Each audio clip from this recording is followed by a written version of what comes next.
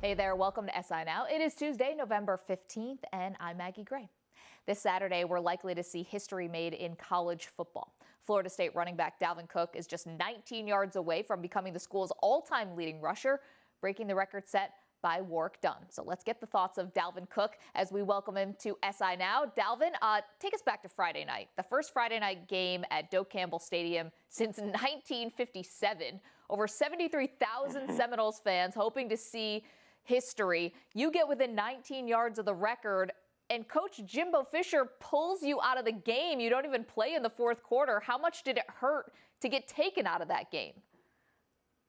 It was kind of the best decision. It was the best decision, to take me out because we was up by a big amount in that game. So, I wanted to break the record in Doak, but, it was the best decision for the team, the best decision for me to come out that game. So, I'm pretty close. And, Saturday, we got a good opportunity to go break it. I know that it would have been awful if you had, suffered an injury or something, but what would have meant to you to break that record in front of the home crowd? It definitely would have meant a lot. I think these fans deserve it.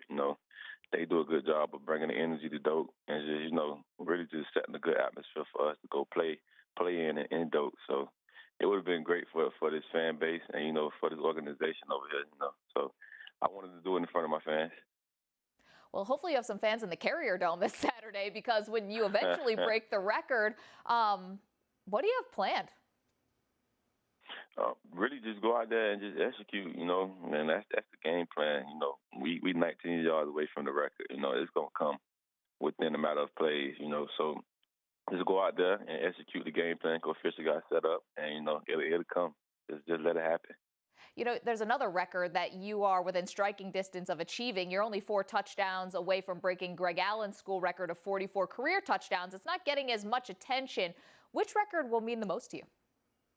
I think the all-time rushing record, because the guy that set the record, Warrick Dunn, he's an outstanding guy, great human being, and he was an excellent player at his school. So, that'll mean a lot to go break his record and capture it.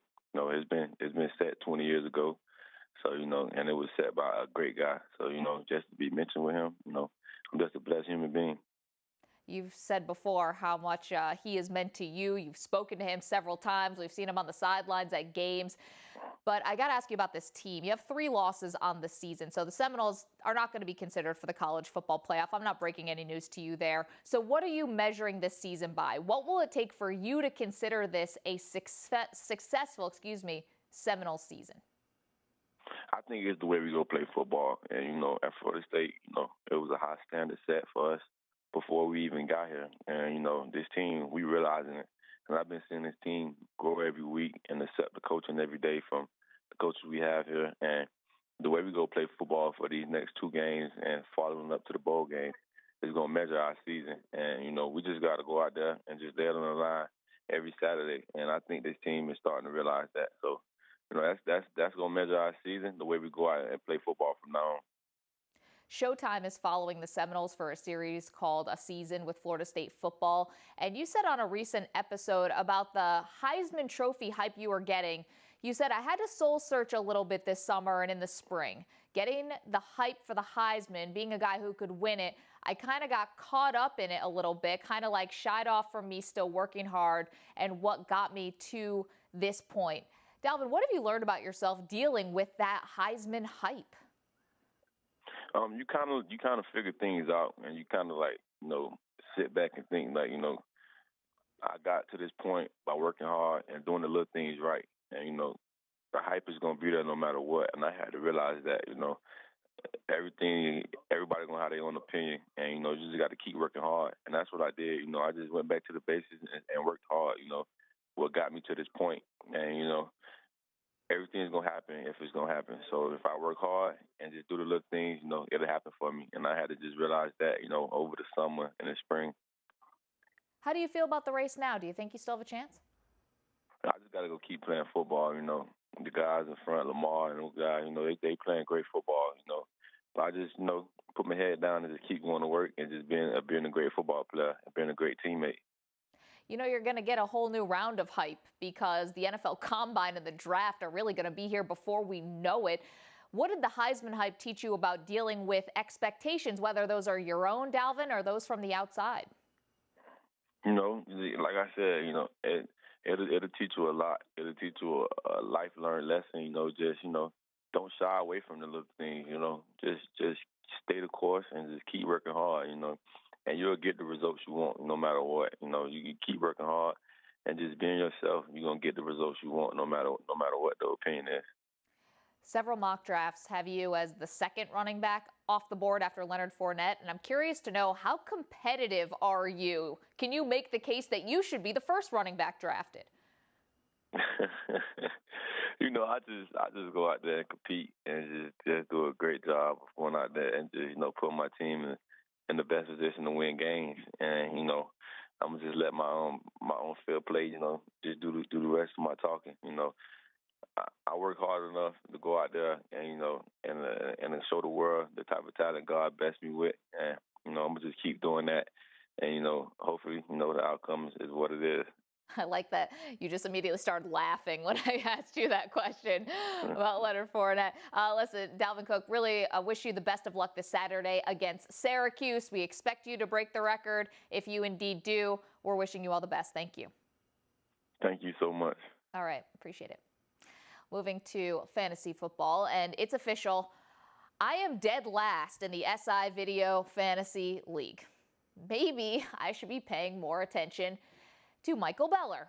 Here's our lead fantasy writer with who can help you and hopefully me from the waiver wire.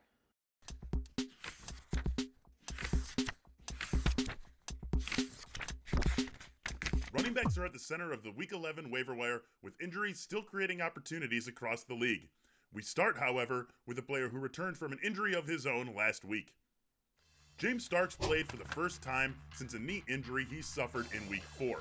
He played 55 snaps, handling 7 carries and 3 receptions in the Packers' 47-25 loss to the Titans. Starks totaled 44 yards and a score on his 10 touches, finishing with 10.4 points in standard scoring leagues. Just as importantly, he played more than twice as many snaps as Ty Montgomery, putting him firmly in command of the Green Bay backfield. At 30 years old, Starks doesn't have a huge ceiling, but if he's the lead back for the Packers, he's going to be on the RB2 radar most weeks. Terrence West outsnapped Kenneth Dixon by 7 and outtouched him by 11 in the Ravens' 28-7 win over the Browns last week. Still, it was the rookie who had more yards from scrimmage, totaling 80 yards to West's 77. Dixon proved himself a weapon in the passing game, hauling in 5 of his 7 targets for 42 yards, and he added an impressive 38 yards on the ground on just 6 carries. West may remain the team's primary runner, but it's time for Dixon to average double-digit touches per game. Snatch him up if you still have the chance. Jordan Howard left Chicago's Week 10 loss to Tampa Bay with an ankle or Achilles injury. The Bears are being as helpful and transparent as they always are on the injury front, but even with their obfuscation, it's easy to see that Howard is going to miss some time. That brings Jeremy Langford back into our lives.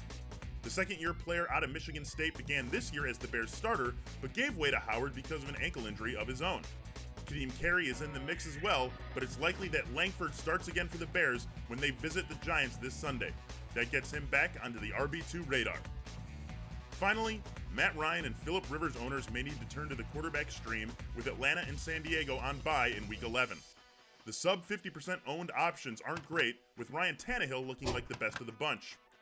Tannehill threw for 240 yards, 10 yards per attempt, and 2 touchdowns in the Dolphins' win over the Chargers last week.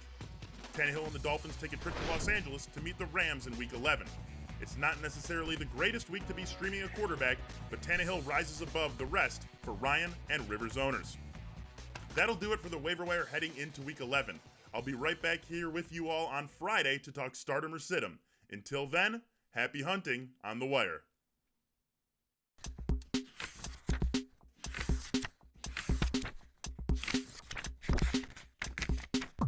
Let's continue the NFL conversation and welcome author and NFL reporter and columnist for Bleacher Report, Mike Freeman. Mike, you've written a book about the late quarterback Ken Stabler. It's entitled Snake, The Legendary Life of Ken Stabler. The way you describe him, he had Manning-like accuracy, a Favre-like arm, and he partied like Gronk. So what quality most defines Snake as a football player? Well, I don't know if you could take away any one of those or focus on one. He had a lot of different qualities that made him a great, great player. I think the most underrated player we've ever seen in the sport. Um, if you had to pick one thing that made him great, it was that he got the best of everyone around him. The players loved playing with him, playing for him, because they knew they were going to get the best from him. Now, he would go when the game was over and when practice was over, he was going out and he was going to go party and he was going to go have fun. But once practice began and once the games began, he gave you everything he had. And as you know, that era, the 70s, it was a brutal era. And he played like he was an offensive lineman. He would just get smashed, beat up, hit, and just get right back up. And players saw that and they loved that about him. And then off the field, he was gregarious, smart, funny. So he was sort of the total package. I've heard people compare him to Johnny Manziel. No, not quite, because Johnny Manziel was not any good. And Ken Stabler was great and partied. He would put Johnny Manziel's partying to shame. So Yikes. he was a different kind of guy in a different kind of era. He was perfect for the 70s. I think he exemplified that era of football as much as any other player. You mentioned that he would be partying after the game. Well, he would be partying before the game as well. Would Stabler be able to thrive in today's NFL and I guess today's society? That's a great question. And I think the answer is I think he would adapt. It's one of his better qualities, both on the field and off the field. Here's a guy who grew up in the segregated South, but grew up and became close, lifelong friends with African-American players, teammates outside of the game. He could do and had an open mind and could do anything. So in today's world, he might be more like Donald Trump on Twitter, not as mean, but he would be saying whatever he wanted to and tweeting pictures of himself hanging out and playing darts and drinking and having fun. And he would, you'd see him like doing halftime shows, maybe your show, and having fun. He would probably be the same guy. It would just be a little harder because this is just, as you know, just a much more sort of judgmental, harsh on the athletes to the point where they're afraid to say anything. And he's not like that. So he would be interesting today because he wouldn't care what you thought about him. He never did. And it's one of the qualities about him I admire the most. It's an interesting comparison to Trump. I mean, what could today's quarterback learn from Stabler? Okay, so here's what today's quarterback will learn from Stabler, and that's a sense of fearlessness. And I don't mean to say that they're not that way today. I mean, when you look at Cam Newton, he plays as fearless as anybody I've ever seen, and other players. But Stabler would, if he threw an interception, his view was, I'm going to go right back and I'm going to keep throwing it and I'm going to keep throwing it. There were games where he had 3 or 4 picks, but he was still highly accurate overall because as the game got tighter, he got looser. And I think sometimes in today's quarterbacking world, as the game gets tighter, they get tighter. And he was just like, I don't care what you think of me. I don't care what happened on that play before. I'm still going to go hard. I'm still going to throw that ball, and I'm still going to make the play. He was eternally confident, eternally fearless. And again, it sort of exemplifies that era where it was a tougher era, and we now know the repercussions of the way they played. But it was an era where they had more fun and they were completely fearless. And I think that's one thing quarterbacks today could learn from him. I think anyone would ascribe the term game manager to a guy like Ken Stabler. No, he was out there throwing deep. And of course, the book is called Snake, The Legendary Life of Ken Stabler. It's a fantastic read. While you're here, I want to get your thoughts on a few other stories that you've been covering around the league. And on Monday, you tweeted that the Bears locker room had lost faith in Jay Cutler, with one player saying the QB's preparation was embarrassing. Mike Cutler and the Bears are most likely going to part ways after the season. Is there any place that would be a good fit for Cutler? What does the future hold for him? Here's the thing with Jay Cutler and why he's been able to last despite not winning a whole lot, despite making a whole lot of mistakes. and not winning a whole lot. Here's the thing with him. Some coach is going to say, they always say this with guys like Cutler, I can fix him. So some team is going to take a chance, and maybe even a chance as him as a starter because his talent is undeniable. It's just all up in his head. I don't know why the Bears invested so much in him and so much money in him and time in him. This was inevitable because this is what Jay Cutlers always done. He always has games where you go, wow, look at that. And then he has games where you go, wow, look at that. And that's going to be Jay Cutler forever. He's not going to change. So there will be teams that will say, I'm not touching that guy. And there are going to be teams that will say, I can repair him. I can make him more disciplined. We've heard that before. I don't see it happening. But because he's got all that talent, as you know, I mean, there's just not a lot of guys in the NFL who can throw the ball the way he throws it. So he'll get a shot. But any team that takes a chance on him, that's a huge chance. What about Alshon Jeffrey? We found out that he's been suspended 4 games for taking what he said was a banned supplement. We know that he's coming up on a contract year, hoping for a big contract. How could this latest suspension affect that? It definitely hurts him. It's really, this type of thing is one of the more mysterious things, weird things you'll ever see, because you know, if you take a supplement that you're not sure of, there's a million people you can ask. The union has people, teams have people. There's no reason to take a banned substance, and he did it. And so because of that, it's going to cost him a lot of money.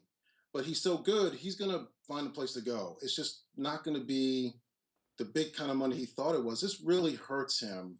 And it makes teams think that he can't necessarily be relied on. But because he's so good, he'll get a shot somewhere.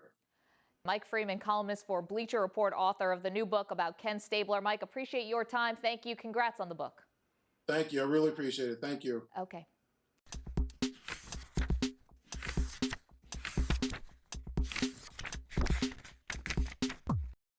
Hey everybody, James Hinchcliffe here, your athlete reporter behind the scenes on Dancing with the Stars Season 23 for SI.com Extra Mustard.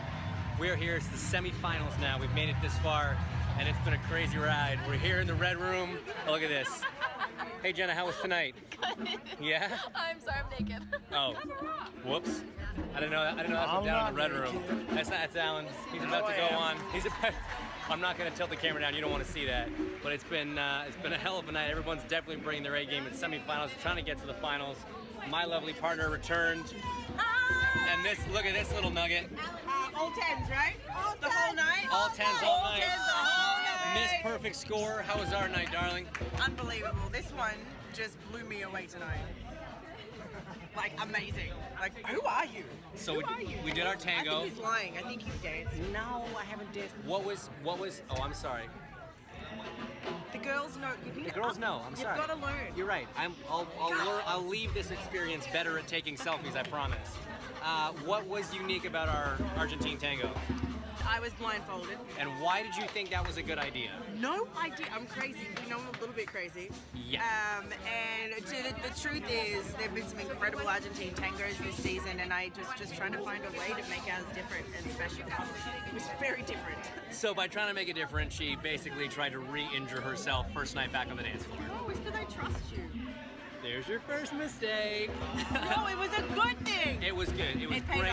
And then we did our trio dance with Jenna. Which you crushed. Which was awesome. We had an IndyCar involved, so it's nice to get the sporting side in. Yes. On the floor. Yes. Which was great. Amazing. I'm excited about that. All of the things. Thank you for being so amazing and awesome at life and dancing and coaching and all that stuff. And now I'm going to do something I probably shouldn't do, but I love you guys. And we've had fun on this journey, so we're gonna do some here. What are you doing? This is probably super illegal. We're in a commercial break. We're in a commercial break. I'm gonna come down here. You guys recognize this guy? Yeah. Look at that, Elio Castroneves.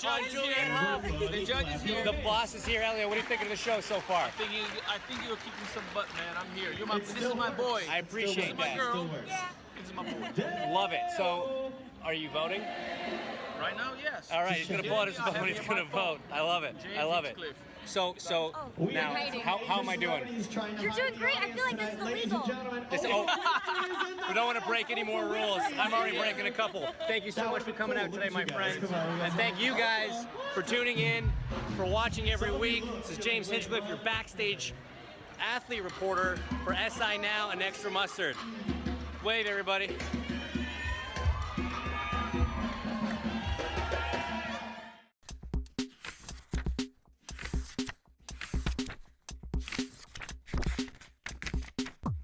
Our thanks to James, and believe it or not, by the end of the night, James and Sharna had made it to the finals of Dancing with the Stars. I mean, do we know how to pick them or what? So we'll have plenty more from James from the set of that awesome show. We're wishing him a lot of luck. And that's going to do it for this Tuesday edition of SI Now. We'll see you back here tomorrow at 1 p.m. Eastern. But until then, stick with SI.com for all your latest news. And don't forget to follow us on Twitter at SI Now Live.